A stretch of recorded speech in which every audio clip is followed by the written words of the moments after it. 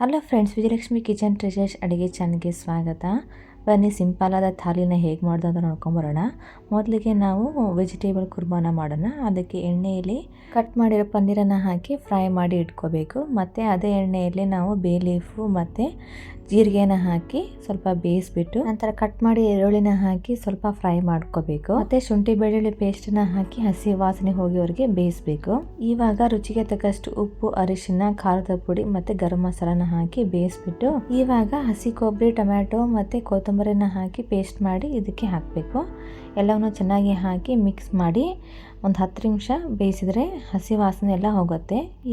ಇವಾಗ ನಾವು ಬೇಯಿಸಿರೋ ಎಲ್ಲ ವೆಜಿಟೇಬಲ್ಸ್ನ ಹಾಕಿ ನಂತರ ಪನ್ನೀರನ್ನು ಹಾಕಿ ಒಂದು 5 ನಿಮಿಷ ಬೇಯಿಸಿ ಮೇಲ್ಗಡೆ ಕಟ್ ಮಾಡಿರೋ ಕೊತ್ತಂಬರಿನ ಹಾಕಿದರೆ ವೆಜಿಟೇಬಲ್ ಕುರ್ಮಾ ರೆಡಿ ಆಗುತ್ತೆ. ಬನ್ನಿ ಪ್ಲೇಟ್ಗೆ ಸರ್ವ್ ಮಾಡೋಣ. ಉಪ್ಪಿನಕಾಯಿ, ಸಲಾಡು, ಮಾವಿನ ಶೀಕರಣೆ, ವೆಜಿಟೇಬಲ್ ಕುರ್ಮಾ, ಬೇಳೆ ಸಾರು, ಅನ್ನ ಮತ್ತು ಬಿಳಿ ಹೋಳಿಗೆ. ವಿಡಿಯೋ ಇಷ್ಟವಾದವಲ್ಲಿ ಯೂಟ್ಯೂಬ್ ಚಾನಲ್ನ ಸಬ್ಸ್ಕ್ರೈಬ್ ಮಾಡಿ. Thank you.